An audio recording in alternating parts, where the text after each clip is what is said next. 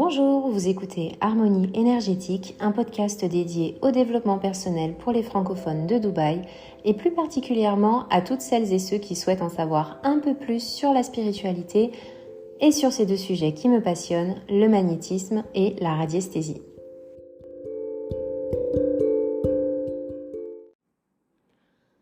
Dans ce 7e épisode, je vous parlerai des mémoires des sols, des mémoires des murs ainsi que des mémoires des objets.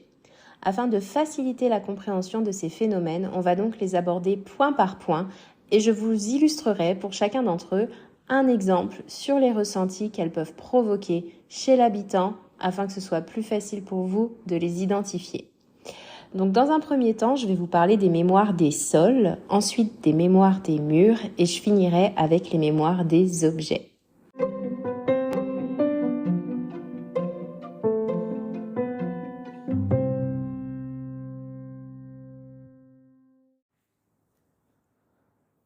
Lorsqu'on effectue un bilan ou un état des lieux en radiesthésie, l'impact de la mémoire sur un lieu qui comprend murs, objets, sol, s'évalue en moyenne entre 20% et 60% des ressentis observés sur celui-ci.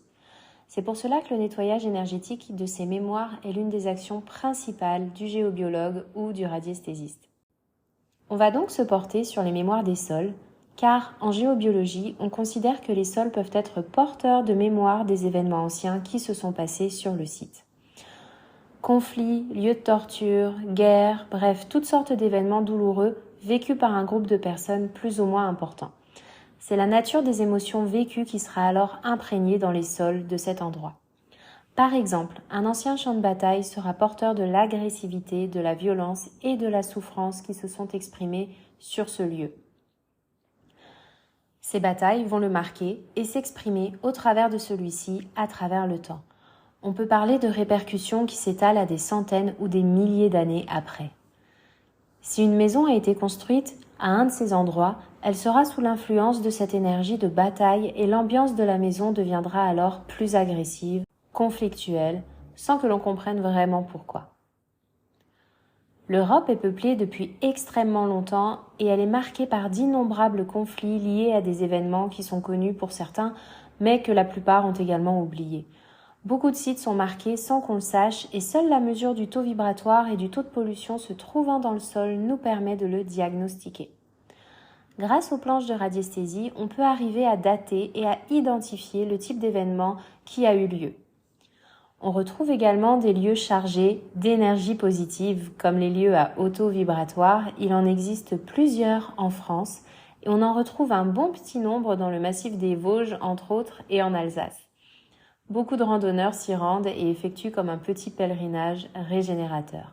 Donc là, on a souvent tendance à parler en géobiologie ou en radiesthésie des nuisances qui se trouvent dans les sols, mais on est aussi capable d'évaluer quand un sol est bon pour nous et quand il vibre bien.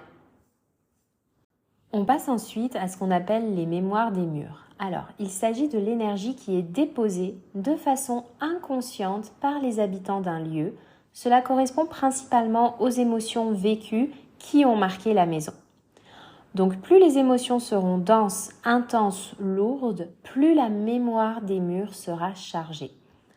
Cette notion importante en géobiologie correspond également à la notion de trace des précédents occupants que l'on retrouve dans le référentiel Feng Shui. On a tendance à croire qu'une maison ancienne aura plus de chances de présenter une mémoire chargée, mais ce n'est pas toujours le cas.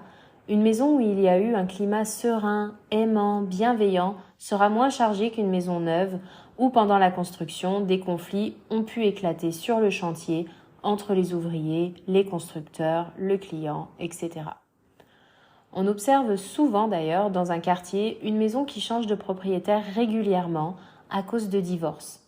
Cela peut être la mémoire des murs qui en est à l'origine. Un premier divorce a chargé les murs d'informations, de tensions, de frustration ou de colère. Ces informations vont continuer à s'exprimer après le départ des premiers occupants.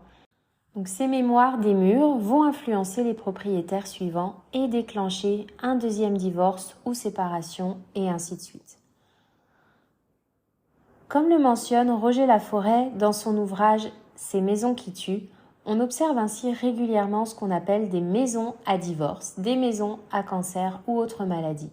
Donc ce n'est pas automatique, car chaque personne étant différente, cela va s'exprimer principalement en fonction de la sensibilité des habitants qui vont vivre dans ce type de maison. L'étude géobiologique d'une maison comporte donc systématiquement la mesure de la mémoire des murs et fera l'objet d'une action de nettoyage spécifique si nécessaire. Cette action de nettoyage des lieux est présente dans beaucoup de traditions. Le nettoyage de printemps de nos grands-mères permettait de faire circuler à nouveau l'énergie dans nos maisons. On utilise également du sel afin de nettoyer les énergies et le nettoyage avec des encens ou de la sauge était aussi une des techniques de nettoyage pratiquées dans nos campagnes. En Russie, des formes de nettoyage énergétique sont encore bien présentes dans leurs habitudes. La première étape consiste à mettre un chat dans la maison ou l'appartement qu'on vient d'acquérir.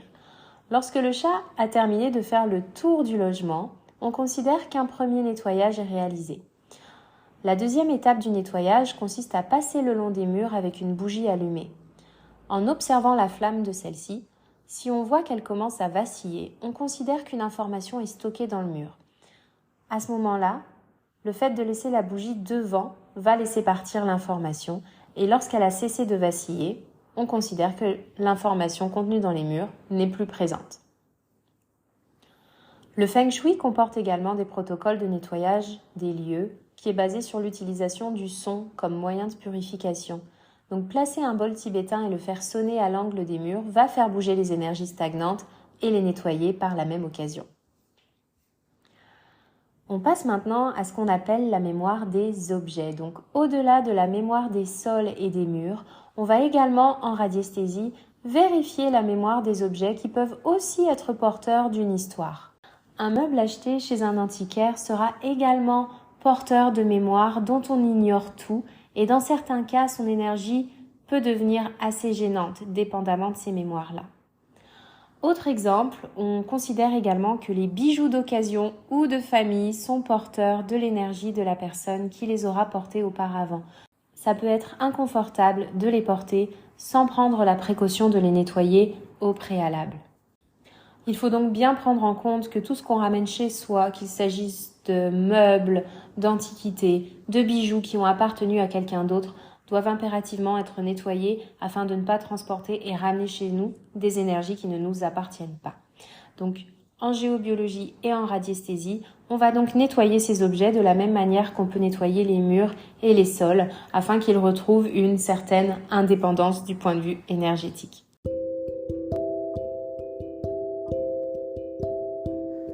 Voilà, notre épisode touche à sa fin. J'espère que vous en aurez appris un peu plus sur les mémoires des sols, des murs et des objets. Je vous retrouve mercredi prochain pour un nouvel épisode d'Harmonie énergétique. En attendant, n'hésitez pas à me rejoindre sur les réseaux sociaux. Tous les liens sont en description de cet épisode. Je vous dis à très vite et prenez soin de vous.